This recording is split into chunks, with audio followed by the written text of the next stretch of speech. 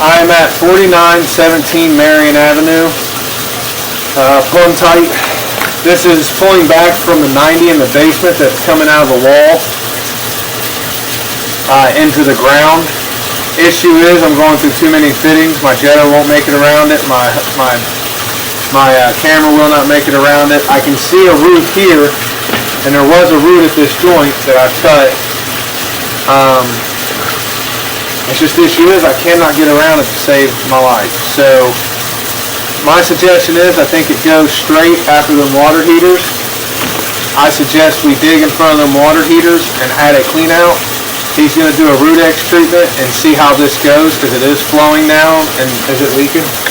And it is not leaking into the ground anymore. So problem solved for right now, but in the future, if we have to come back, I'm going to suggest that we dig that and add a 6-inch two-way clean out. We'll be able to go backwards and up that fitting and clean it, and then be able to scope the rest of the sewer to the city tap, and just make sure the rest of the sewer is good. But right now the water is flowing great, looks good. As you can see, I just can't. It's just a bunch of funky fittings to get to this point. So yeah, so pulling back. I'm gonna pause the video. Alright, continuing video. Water's done running.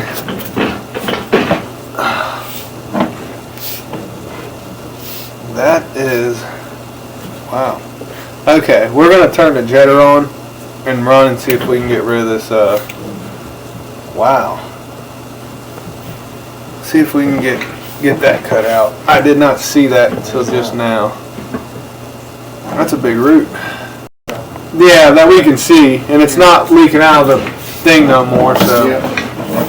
Alright, pulling back again. This root is just too much for my jetter. You gotta imagine it's a 6-inch pipe. I did get it to go a little thinner, it looks like, but if you look, that's actually like the size of a finger. So the jetter head just not cutting it. And with not seeing around that 90, it's probably a good idea to leave it alone. So, but I did attempt to get it out before I had thought about it. So I think we leave it alone.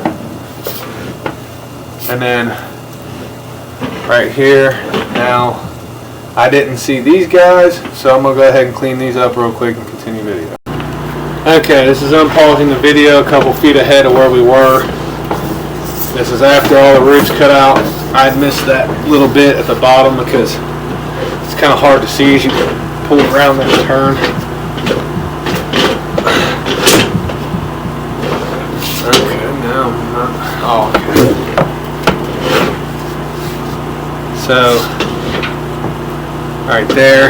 Now I've ran my jetters. You can see it's putting white spots here. Tiny little root guy at the very top. He's tiny. You can't even see him. I caught a glimpse of him, but he's now gone.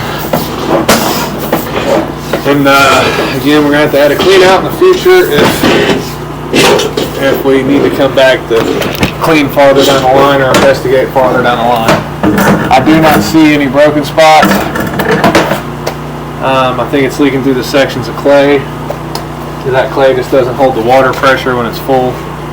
Right now when I run water and we run the jetter, now that it's open, it is not leaking water. So I'm going to call it good. If he has issues in the future, dig up in front of the water heaters right in between them, find that pipe, add a 6-inch two-way clean out, scope down, and see the rest of the pipe.